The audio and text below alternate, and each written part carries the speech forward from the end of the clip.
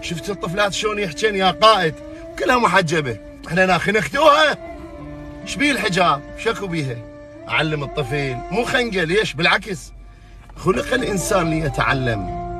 شكو بيه هذا واحد تستر نفسها البنيه، ثاني قسمتها وتتزوج ويصير عندها اطفال وتدرس. روح شوف ايران بروفيسورات الله وكيلكم. يدعوك المضيف الى بدء. لا اخويا ما نقدر، 4 منهم والله ما ادري. المهم فيا اخواني شوف انتم شعب العراق الله وكيلك، ذاك يوم بالروضه ردح دق رقص، مدرسه هاي مال ابتدائي، جيب وارقص. ليش تعلموهم عن الرقص وحاتم العراقي وهذا وما ادري انا اللي صدق كذب؟ علموهم على الله على الدين. هو اصلا النهج الديني الاسلاميه شالوها بعد خرب لكم انتم دوله اسلاميه لو شنو، فهموني. والله قهر بالله الكريم، وحق الحسين القهر كارثه.